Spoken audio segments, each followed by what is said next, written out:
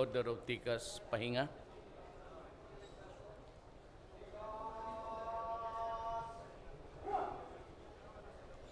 Alam mo, yung security, ayaw nilang magdaan na dito kasi magtuloy na raw. Sabi ko, masuko na mga sundalo, batohon ta na. Loko na. I still have time. At kung, sabi ko sa kanila, kung alaala, kung sumabog yan, marami maghanap sa atin dyan. Lieutenant General Mayoralga de la Cruz, the commander of West Vincom, Major General Edmundo Pangilinan, Commanding General 6th Infantry Division, the officers and men and women of the Armed Forces of the Philippines, fellow workers in government, my beloved soldiers. I came here to pay my respects for those who have fallen in the fight against all fronts of the enemies of the state. This time, implementing orders to arrest and apprehend and to kill these idiots for destroying our country today. Marami akong hinaharap na problema. One is the Communist Party of the Philippines, and I know that it would dampen your spirit. Lalo na matagal na itong alitan na to at marami nang namatay along the way. But you know, we cannot fight forever. We cannot build a nation over the bones of our countrymen, be it an NPA or a soldier of the Republic. My job as president is not really to wage war against our own people, but my primary task is to seek peace with everybody. Kayo, half of your life has always been in the field of battle. I know that, alam mo na, yung the usual hurt, the historical hurt since noon pa, yung organization ninyo, the Armed Forces of the Philippines, fighting the enemies of the state. But somehow you must find a space in your heart, at least to accommodate, baka sakali, usap tayo ng mabuti at may kapayapaan, but it is no longer for you. You must remember that your understanding will bridge the peace between our generation now and the generation na susunod. Yun na yung mga anak natin. Kaya, alam ko na medyo peace talks, mahirap yan. But that kind of, for all you know, anak mo might find another, dimensions in life. It could be similar to our brothers now who are adopting the same ideological balance. Hindi man natin masabi yung mga apo mo. But our job is really to bridge. Na kung itong mayari natin to, maplansya natin to, at least yung kinabukasan, by the time magtanda tayo, it could come 3 to 5 years from now, 6 years. Then it is good enough for everybody. I'm also trying to talk to the Muslim insurgents. Kami sa Mindanao, ano ba naman sa akin? Lola ko Maranao. But sinabi ko nga sa kanila, can we just be forever na nasaktan kayo, na nandito kayo first time? Sila na yung una dito, they were itong mga Bagindanaos, they were the first inhabitants of Mindanao. 1521, dumating si Magellan, dala niyang reliyon na Kristyanismo. Hindi niya alam, 70 years, sabi ko sa archives ng Malaysia, but sabi nila 100 years, but I would insist on 70 years, Islam was already here in Mindanao. Kaya nung pinapasukan ng Amerikano to at Espanyol at inincorporate yung Mindanao, nagkagulo talaga. Hanggang ngayon. And because we inherited a republic that claimed Mindanao, so it was, and still now, a series of government from the Spaniards to the Americans, kila Aguinaldo, then the 20s of the Americans, at yung Republika ni 1946, and until now, they are resisting. Maybe for a good reason, I would say, na lahat ng natituluhan, pagpasok ng Amerikano, pinaghati-hati nila ang Mindanao into cadastral and homestead. Remember, 24 hectares ang mga korporasyon, 7 hectares yung original na mga kaseho. Nung unang panahon, wala pa yung cellphone, wala pa yung TV. Noon, nung paghati-hati nila ang Mindanao sa malaking mapa, sabi, sino may-ari? Naka-notice doon, those who are interested to apply for homestead. Or corporations na gustong pumasok doon. Those were the early 1909. Yun, binigay. Hindi nila kasalanan dito, hindi natin kasalanan. Andiyan ang gusto kong maintindihan sa Moro. Hindi namin kasalanan yung tatay kong pumunta dito at nakipag-asawa ng Moro. Simply he did not know that this is his history. So there's really no reason for the Moro also to just keep on killing just because naagaw itong Mindanao. For after all, magkapareho ang balat natin. We're all Malays. The only difference is that yung reliyon, nauna yung Islam, then Christianismo. But before the two religions came, we were all brothers and sisters. Kaya ang balat natin pareho lahat. So with the Indonesians and the Malaysians. Now, if you cannot understand that, talagang walang mangyari. Kaya dapat, I know, but Murad is good, scholarly, and he knows the history.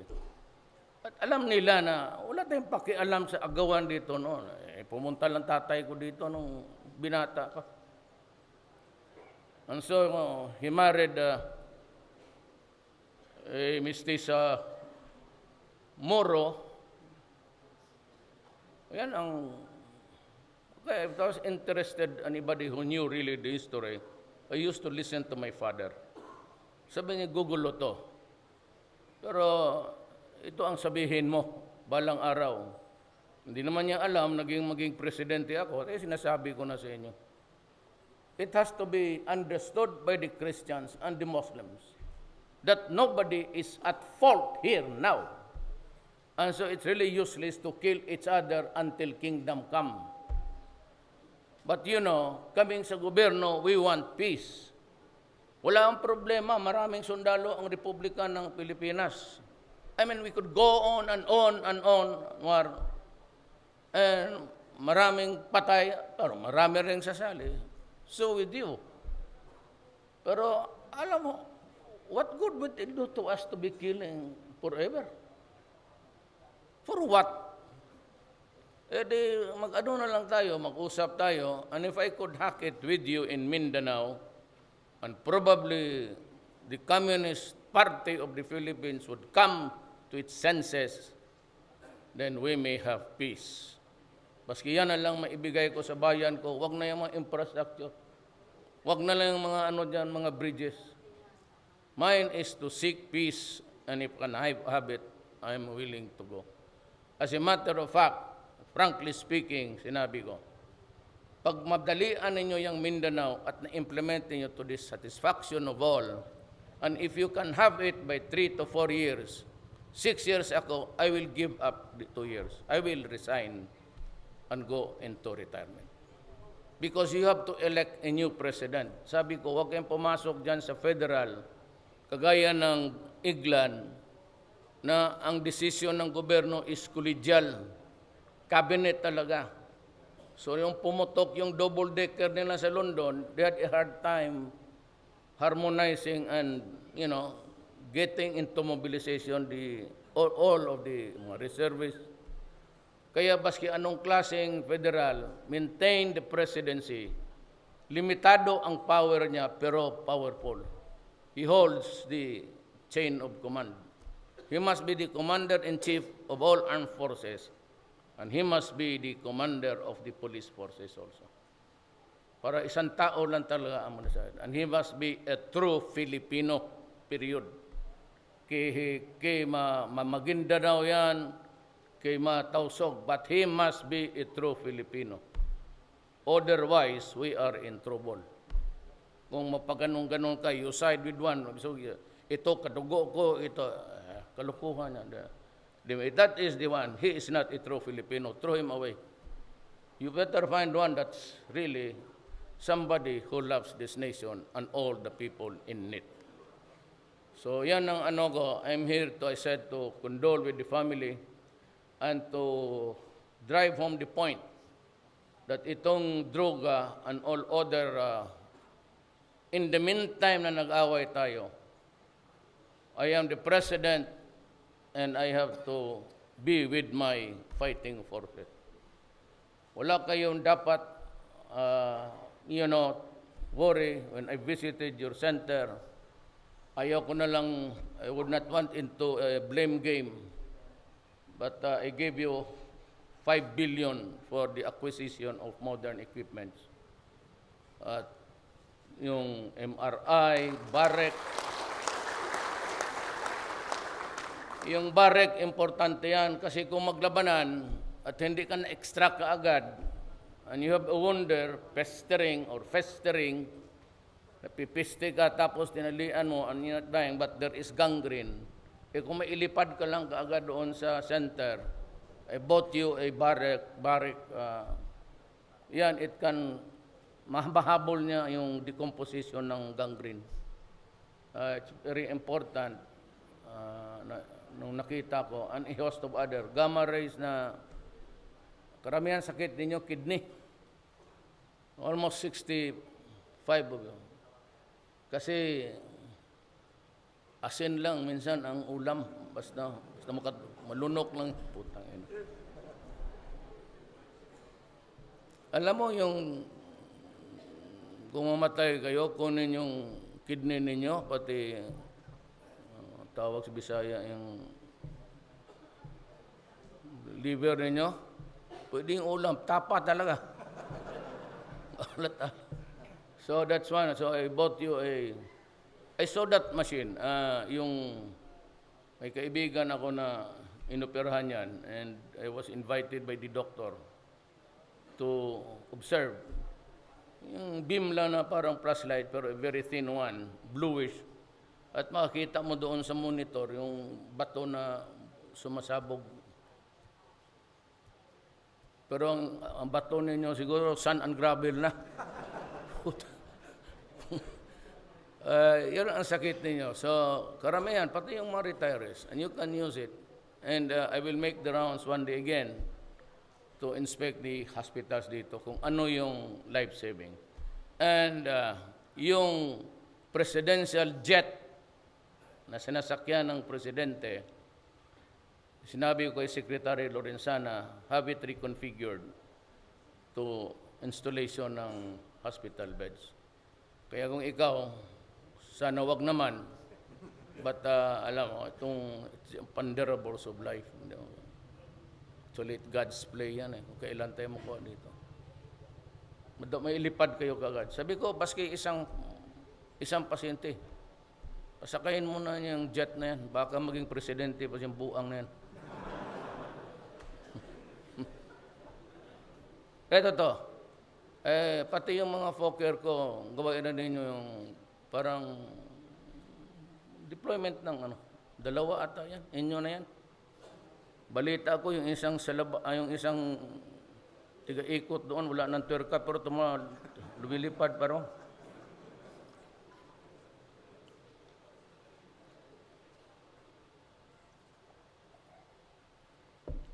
Nauuhaw ko nanonood sa media. Gusto man nila makinig.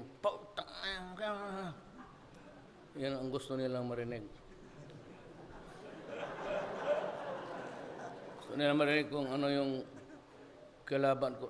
Nung tinuro nung asawa ko sa yung may caption ng mga Rangers naghintay. I was supposed to go there. Hindi naman ako, yun namang security.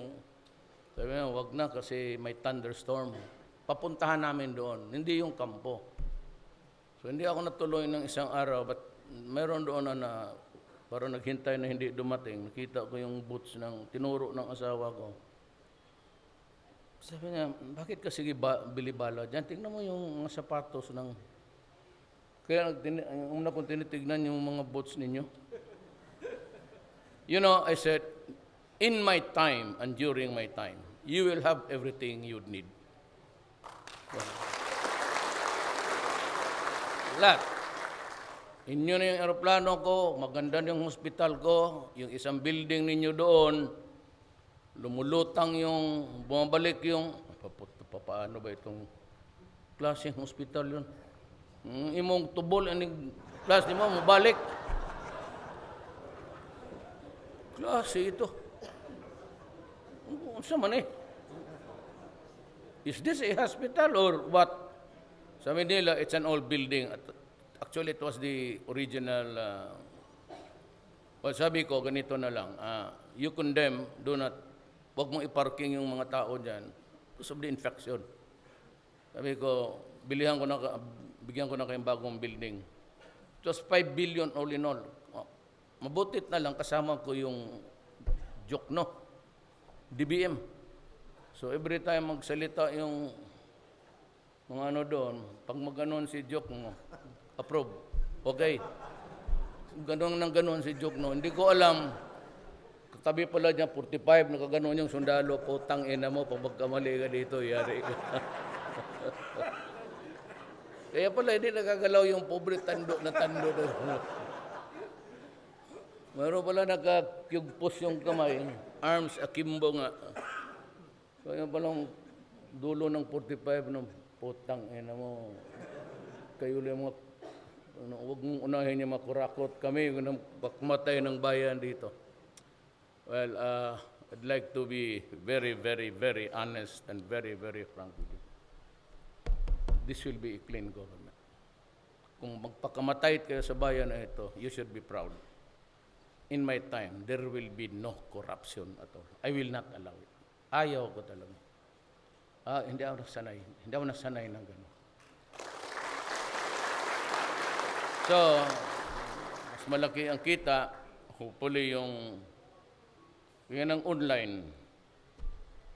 Putang itong mga oligarchs. Yan yung mga bingo-bingo nakikita ninyo sa mall noon. Yun na yan. Para yan sa mga retirees, matatanda na just to while away your time until you die. Walang ginawa yan dyan. Kundi maghintay ng kamatayan dyan, ma-stroke. Ngayon, dumating itong mga bright na oligarchs na wala namang ginawa. Influensya lang. Pare, bigay mo ito sa akin. Ito, malinis to. Akong bahala dyan sa ano. So, it was sprouting everywhere like sari-sari store. Putang ina, sabi ko. Tapos I cannot collect the taxes. It's gambling per se, and yet, I do not collect taxes accurately. Sabi ko. Hindi ito panahon ng mga mayaman na abusado. Sabi ko, gone are those days na special privilege. Ngayon ang Laguna, di ba eh? Makita nyo sa aeroplano, lahat na lang wala ng space. Ang pobreng fisherman, has to negotiate in between sirain ninyo yan lahat. Mga abusado itong mga mayaman. Mabutit na lang na at least panahon natin. And I can assure you, you will have everything. Paski yung mga baril at bagong equipment. I never, sabi ko sa COA, I will not allow yung lowest bid. Yan, kalukuhan yan. Even dito sa lowest bid. You never know kung i-deliver talagang kiblar, o kaya nung nagalit si Wong sa Navy noon, si Admiral, pinagmumura niya yung Marines, hindi naman kasalanan ng Marines, kasalanan ng asawa ni Napoles, yung taga-Navy. Ano ba kasalanan ng Marines? Pero wag muna dahil nga, because yung Kevlar na deliver, actually was not Kevlar. Makita mo yung isa doon na sundalo tinamaan dito, sumabog lang. Oh, those are the, kaya ngon, kung magdating sa iyo, Kevlar talaga yan. Pag sinabi ko yung mga equipments natin, intelligence, there are just two sources, two countries from where we can buy them. Bilihin mo yan, suksukan yan ng bakukang yan. Kikinig na sila. Kalukuhan. So you can buy it only into one. Yun the best talaga. And I am scouting for yung mga shoulder-fired rockets. Baka makakuha rin tayo. Makaganti naman tayo ng konti, medyo malayo ang abutin. Basta ako, ganito. What I can assure you is that ang standard ng firepower natin, pati quality ng dito talaga atin. Ito yung atin, ito yung kanila. Dapat tayo the best talaga. Ngayon, kung ang gumagamit maraming asawa, luya magmaneuver, kay sige tsuktsak, wala. Ano mo, kasalanan mo na yan, gago, hindi mo na problema. Meron mang gano'n. Pag sabi mag-move out, mahapit pag yun ganito sa gawas. Kung gawas pagkampo, kung dili babarilan, the lure of the ganon diyang sundalo. But anyway, I have to be back to Davao. There's a celebration going on. And if you want to go there, kayong magpupurlo, you might want to go to Davao. Bibo mo siya. Just be careful along the way. You know, it's fraught with so many dangers. But I said I can assure you that the police, total, itong August, ang sweldo ninyo, makikita na ninyo yung increases ninyo. Hopefully, dublado yan. Hopefully by December, dublado na kayo. You'll be the first to reach the level of... So, pwede na kayo mag... Itong sundalo.